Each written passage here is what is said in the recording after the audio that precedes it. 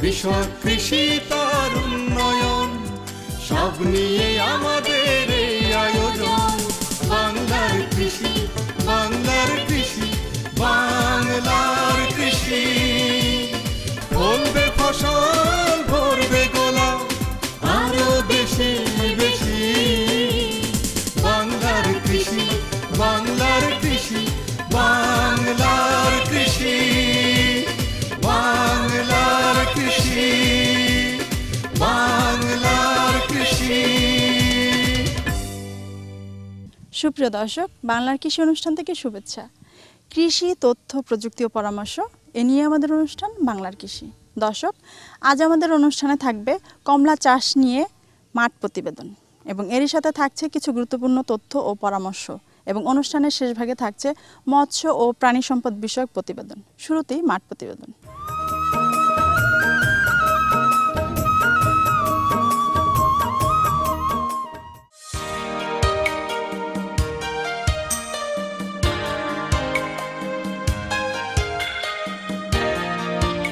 কমলা আমাদের দেশের একটি জনপ্রিয় ফল।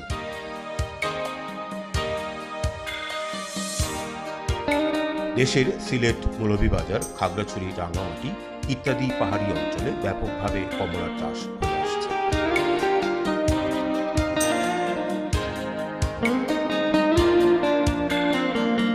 তবে সাম্প্রতিক সময়ে দেশের উত্তরাঞ্চলীয় জেলা দিনাজপুরের সমতল ভূমিতেও কমলা চাষ সম্প্রসারণ শুরু হয়েছে।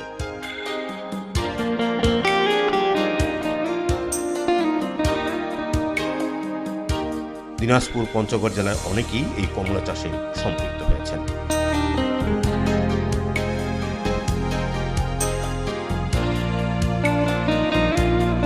তবে পাহাড়ি অঞ্চলে কমলা চাষ এবং সমতল ভূমিতে কমলা চাষের ব্যবস্থাপনা একটু ব্যতিক্রম।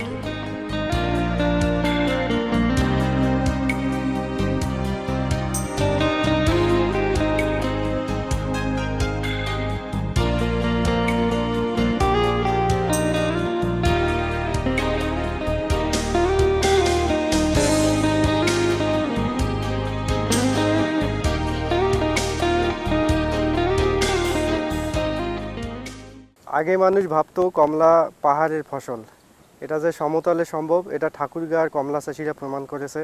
এখানে কমলা উন্নয়ন প্রকল্পের মাধ্যমে চাষি ভাইদেরকে কমলা চারা দেওয়া হয়েছে এবং এই আমরা কমলার বাগানে দাঁড়িয়েছি।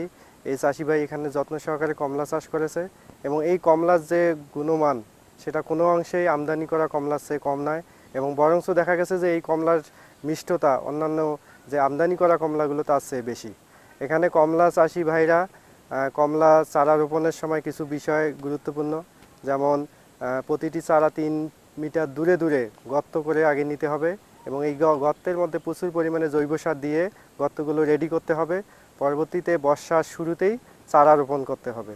চারা রোপণ করার পরে দেখা গেছে যে এখানে 3 বছরের মধ্যেই কমলা গাছে কমলা এসেছে এবং কমলার কিছু সমস্যা আছে, সেই সমস্যাগুলো যদি আমরা ওভারকাম করতে পারি তাহলে চাষি ভাইরা এই কমলা চাষে আরও ব্যাপক সফলতা পাবে। বিশেষ করে কমলার জন্য গুরুত্বপূর্ণ পোকা হলো এখানে মাইটের আক্রমণ হয় এবং মাইটের জন্য নিয়মিত মাকড়নাশক স্প্রে করতে হবে।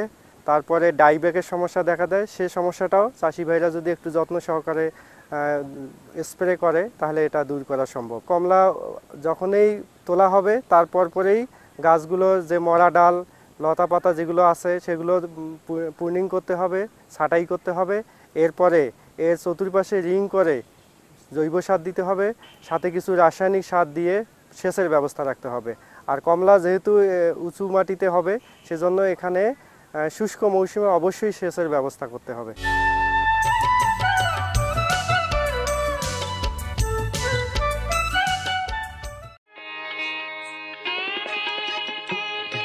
হাইব্রিড ফসল চলমান সময়ের বিশেষ সেন্সেশন। হাইব্রিড বেশি ফলন দেয়, আমাদের চাহিদার সাথে দারুণ মিল এবং আরও কত কি।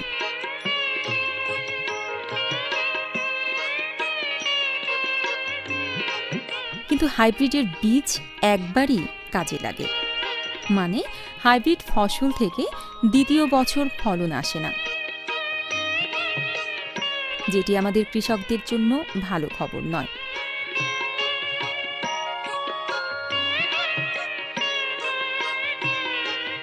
হাইব্রিড ফসল করতে হলে প্রতি বছর বেশি দামে কৃষকদের বীজ কিনতে হয়, তাও আবার বিদেশ থেকে আমদানি করা বীজ, যেটা আমাদের উৎপাদন অর্থনীতিতে বেশ প্রভাব ফেলেছে।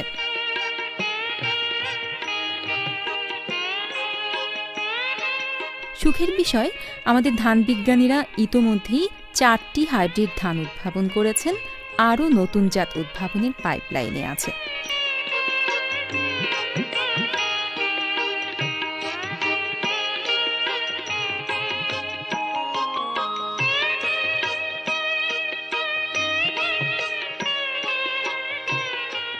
হাইব্রিড ধান নিয়ে বিভিন্ন প্রসঙ্গে কথা বলছেন বিশিষ্ট ধান বিজ্ঞানী doctor Mohammad Jamil Hasan. Hybrid rice একটি সম্ভাবনাময় প্রযুক্তি এবং প্রমাণিত প্রযুক্তি।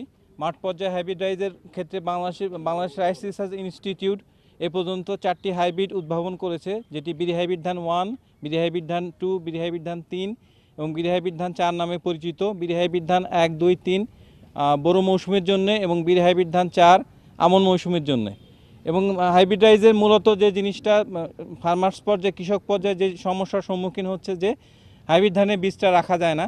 যে হাইব্রিড রাইস হচ্ছে প্রথম সংকর প্রজন্ম, যার ফলে F1 যদি কৃষক F1 সিড রেখে দেয় তাহলে F2 সিড রাখলে সেটা সেগ্রিগেশনের কারণে ফলনের পরিমাণ কমে যায় এবং এই ফলন পরীক্ষায় দেখা গেছে যে ফলনের পরিমাণ প্রায় 30 ভাগ কমে যায়, যার ফলে প্রতিবারই নতুন সিড কিনতে হয়। বিডি এই প্রতিকূলতা অতিক্রম করতে বিডি নতুন প্রযুক্তি, নতুনভাবে গবেষণা কাজ হাতে নিয়েছে, যার ফলে মাঠ পর্যায়ে কৃষকের মাঝে হাইব্রিড ধানের বীজ উৎপাদন প্রযুক্তির জন্য তারা বিডি উদ্ভাবিত হাইব্রিড ধানগুলোর প্যারেন্টাল লাইন অর্থাৎ মাতৃসারি এবং পিতৃসারি কৃষকদের মাধ্যমেই বীজ উৎপাদনের প্রক্রিয়া হাতে নিয়েছে। কৃষকের মাঠে বিডি হাইব্রিড ধান 2 এবং 3 সিড প্রোডাকশান চলছে। এই পর্যায়ে বরিশাল বিভাগে বিডি হাইব্রিড ধান 3 সিড প্রোডাকশান আমন মৌসুমে চলছে। এই উৎপাদন প্রক্রিয়ার মাধ্যমে কৃষকরা সহজেই বিডি হাইব্রিড ধান উৎপাদন কিভাবে করা সম্ভব তা বুঝতে পারবে এবং নিজেরাই এই উৎপাদন প্রযুক্তি দেখে সহজেই নিজেরা পরবর্তীতে পিতৃমাতৃ সারি ধান গবেষণা থেকে সংগ্রহ করে নিজেরাই বীজ উৎপাদন করতে সক্ষম হবে।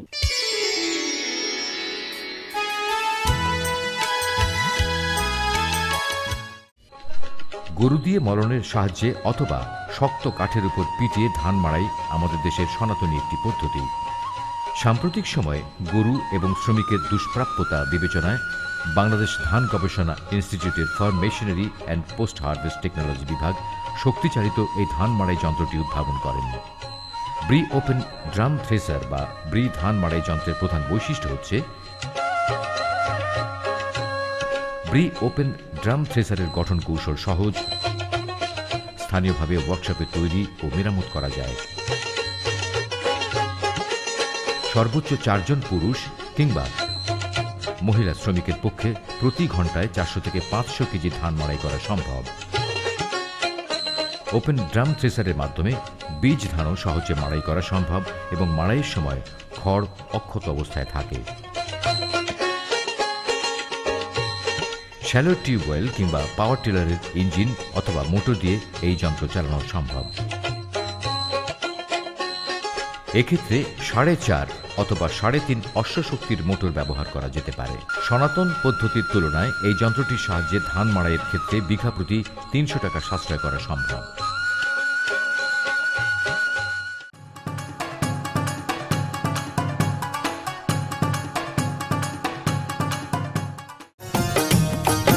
বীজপাত্রের পোকামাকড় নিয়ন্ত্রণের জন্য ভালোভাবে শুকনো নিম, নিশিন্দা, বিষ কাটালি বা তামাক পাতা বীজের মধ্যে স্তরে স্তরে বিছিয়ে দিতে হবে। এর ফলে বীজে পোকার আক্রমণ হয় না বললেই চলে।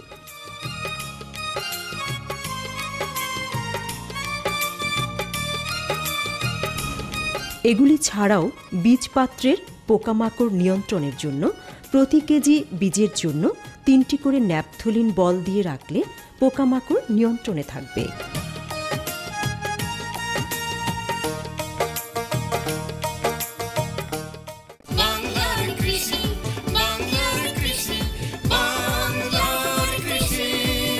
দর্শক দেখছিলেন বাংলাদেশ টেলিভিশনের প্রতিদিনকার কৃষি বিষয়ক অনুষ্ঠান বাংলার কৃষি। সঙ্গেই থাকুন।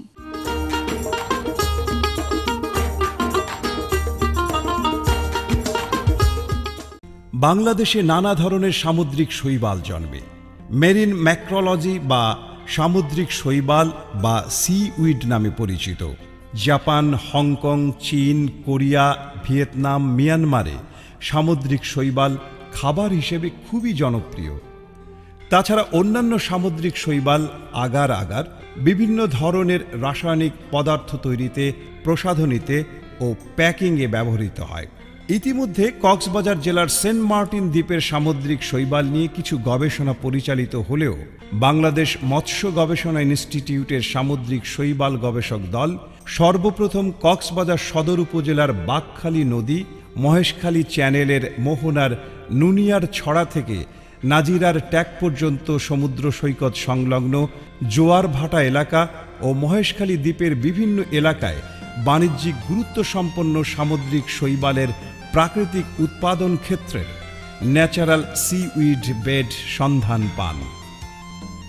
প্রাচুর্যতার ভিত্তিতে ও স্থানীয় পরিবেশের সাথে মানানসই সামুদ্রিক শৈবালের প্রজাতিগুলোর পুষ্টিমান যাচাই করে ও আন্তর্জাতিক বাজারে চাহিদা সম্পন্ন প্রজাতিগুলোকে দেশের উপকূলীয় অঞ্চলে চাষ প্রযুক্তি উদ্ভাবন, স্থানীয় বাজারে খাদ্য উৎপাদন হিসাবে ব্যবহারের নিমিত্তে সামুদ্রিক মৎস্য ও প্রযুক্তি কেন্দ্র কক্সবাজার কাজ করছে।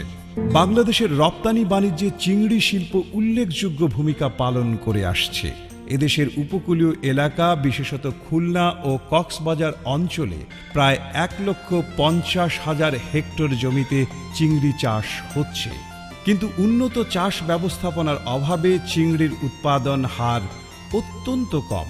তাছাড়া মানসম্পন্ন পোনার অভাব, মজুত পূর্ব ও মজুত পরবর্তী পরিচর্যা, রোগ সংক্রমণ ও প্রক্রিয়াজাত দুর্বলতার কারণে চিংড়ি শিল্পে কাঙ্ক্ষিত অগ্রগতি হচ্ছে না। চিংড়ি রোগের মধ্যে ভাইরাস সৃষ্ট রোগই সবচেয়ে মারাত্মক।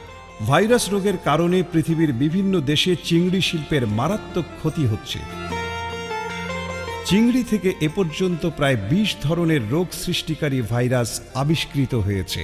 White spot syndrome virus, মনোডন বেকুলো virus, yellow head virus এশিয়ার দেশগুলোতে সবচেয়ে মারাত্মক। এমনিভাবে বাংলাদেশ মৎস্য গবেষণা ইনস্টিটিউটের কক্সবাজারস্থ সামুদ্রিক মৎস্য ও প্রযুক্তি কেন্দ্র দেশের সামুদ্রিক মৎস্য সম্পদ গবেষণা কার্যক্রমে আরও গুরুত্বপূর্ণ ভূমিকা পালন করবে, এটাই আমাদের প্রত্যাশা।